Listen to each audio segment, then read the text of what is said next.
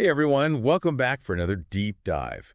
Today we're tackling the Australian Stumpy tail cattle dog. The Stumpy. Yeah, we've got articles, breed websites, even some historical stuff. That's awesome. Yeah, because this breed, it's more than just, a cattle dog with a short tail, right? Absolutely. There's a lot of history here. And what's fascinating is that this breed almost disappeared. Really? Back in the 60s, they were right on the edge of extinction. Wow. So we're going to be learning about how they bounced back. A comeback story. Love it. Okay, But first, let's talk about their family tree.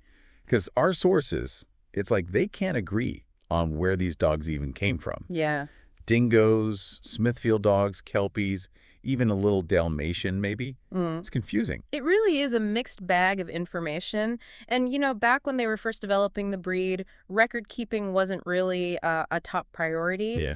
So that, on top of almost going extinct, makes it really hard to trace their lineage. Oh, so it's like a puzzle with like half the pieces missing? Exactly. Okay, well, speaking of missing pieces, let's talk about what these dogs actually look like. One source I saw described them as having a square profile. I can see that. Yeah, like sturdy, powerful, Yeah. and they've got that double coat that's like longer in some spots. It's almost like they're wearing little furry chaps. Oh, I like that. Mhm. And speaking of looks, don't forget color. This is key for the Stumpy. They come in two varieties, blue or red speckle. Speckle. Yeah, it's this cool mix of lighter and darker hairs that creates this speckled pattern. Yeah. And here's the thing, no black markings. If you want a show quality Stumpy, it's all speckle all the time. Interesting. Okay, so that's different from the Australian cattle dog then. Totally. Black markings are a big part of their look, but not for the Stumpy. This will be important later, by the way, when we talk about the whole Kelpie debate. Oh, color mystery. Okay, noted. Yeah. But can we talk about their eyes for a sec? One article said they were intelligent but suspicious. Oh, yeah, that's the classic herding dog stare. Yeah, they kind of look right through you. They're sizing you up, trying to figure out if you're worthy of being herded. Exactly. Like, are you friend or foe? Well, and that's that herding instinct coming through, right? They were bred to work independently, think on their feet, make decisions to keep those cattle in check. Oh, so they couldn't rely on someone telling them what to do all the time. Nope. Out on those huge Australian plains, they needed that intelligence and self-reliance to get the job done. Makes sense. Okay, so that brings us to temperament. And from what I've read, Stumpies are loyal, protective, and not super thrilled about strangers. Classic herding dog traits. Right. But there are some interesting nuances, too. Like one source said that while they're not aggressive, they won't back down if they feel threatened. Oh, they've definitely got that quiet confidence. Like they know they can handle themselves. It's like they're saying, I'm friendly, but don't push me. Exactly. But that independence streak, it's a double-edged sword. Brilliant problem solvers, yes, but they need a firm hand, consistent training. So you've really got to stay on top of it. Oh, absolutely. Because if they don't get that mental and physical stimulation that they crave. Well, one article even had a story about a Stumpy who decided to re-landscape his owner's backyard. Oh, no. When they were left alone for too long. Yep. So not a breed for people who just want a dog to chill on the couch all day. Definitely not. Yeah. Think agility, herding trials, even teaching them complex tricks, anything to keep them engaged.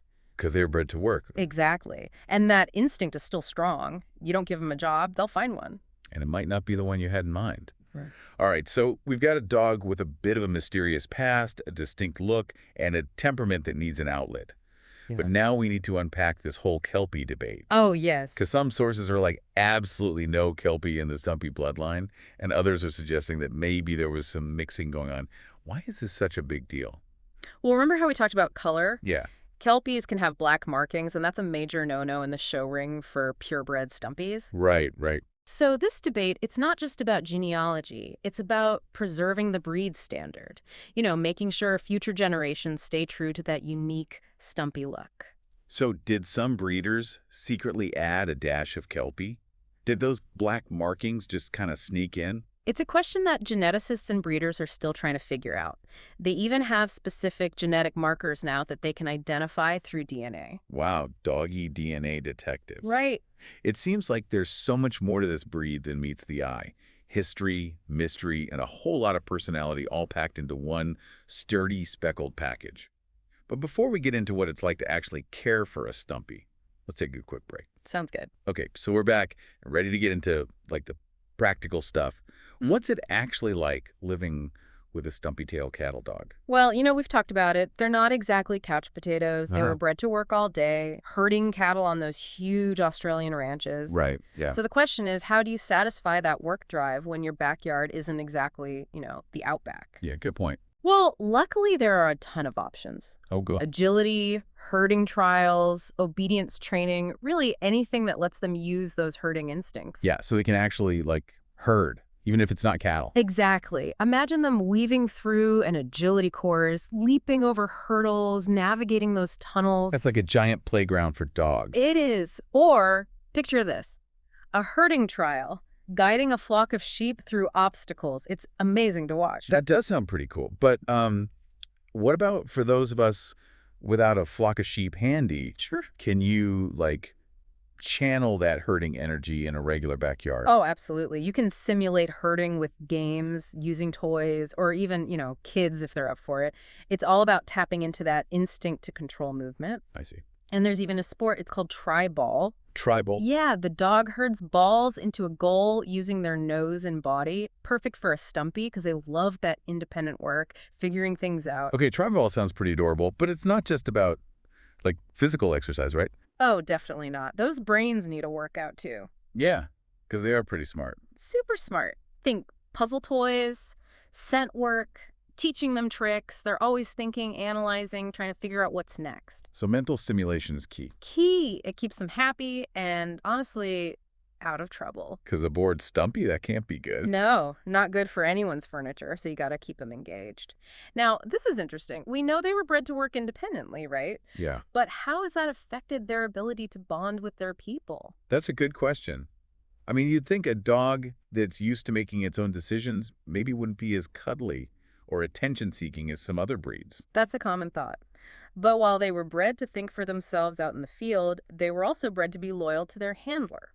Okay. It's not about a lack of affection. It's more like a different style of connection. Oh, so it's not that they don't love you, they just, like, express it differently. Exactly. Think of it as a partnership built on, like, mutual respect and trust, rather than constant coddling. I like that. Clear communication, consistent boundaries, a shared purpose, that's what they thrive on. That makes a lot of sense. And it explains why so many Stumpy owners describe their dogs as, incredibly devoted. Yeah, even if they're not the type to shower you with kisses. Right. So they're like, that reliable friend who always has your back, even if they don't always say it. Exactly. Okay. Now, remember that near extinction event we talked about? Yeah. It's hard to believe that a breed this unique and capable almost disappeared completely. Our sources say by the 1960s, things were looking pretty dire. They were. Seems like it was a perfect storm of factors, Changes in agriculture meant less demand for herding dogs. Yeah. Plus, the Australian cattle dog was gaining in popularity, kind of overshadowing the Stumpy. So it's like they got lost in the shuffle a little bit, a hidden gem just waiting to be rediscovered. And luckily, it was rediscovered. Dedicated breeders, they recognized the Stumpy's unique qualities, and they stepped in to revive the breed. Wow. So they went searching for, purebred bloodlines. Yep. They scoured the country. Carefully planned breeding programs. They worked so hard to bring the Stumpy back from the brink. It's amazing to think that a small group of people saved an entire breed from extinction. It really is. And thanks to their effort, the Stumpy is making a comeback. More people are recognizing, their intelligence, their loyalty, their charm. Yeah, definitely a breed worth celebrating.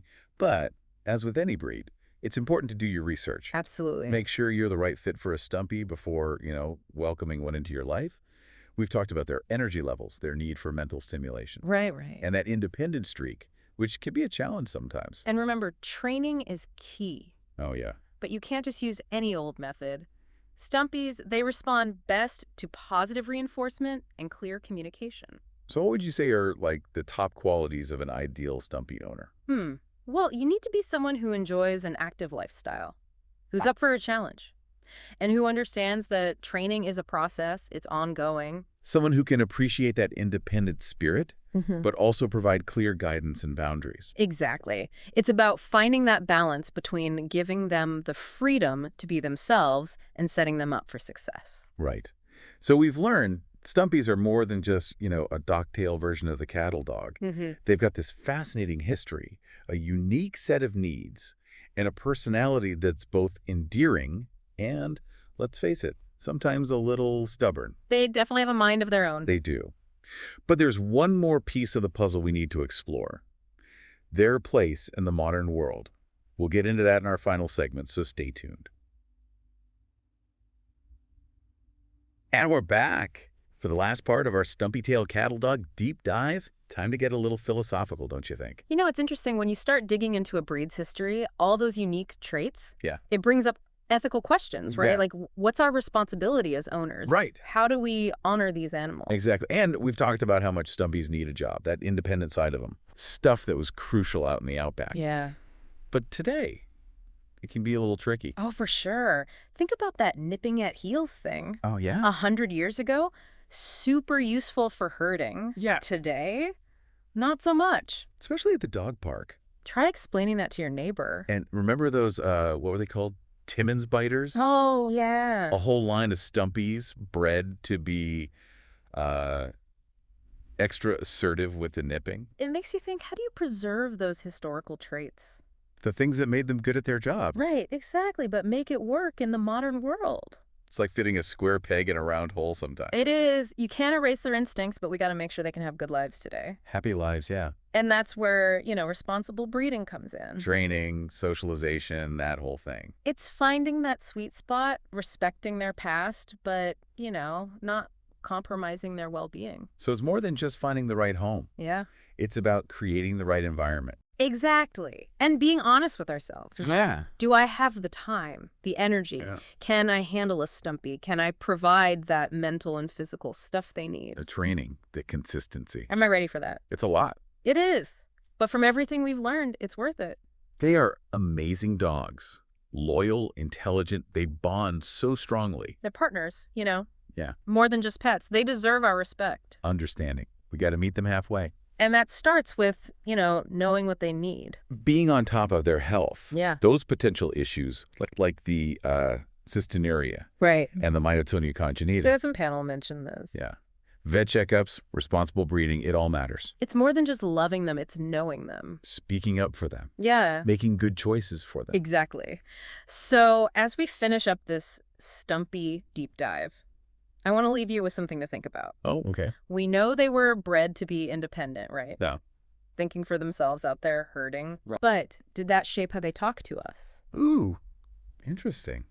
Are they trying to tell us things? Sending signals we miss. It goes beyond the basic commands. Yeah. It's seeing them as beings with their own way of experiencing the world. I like that.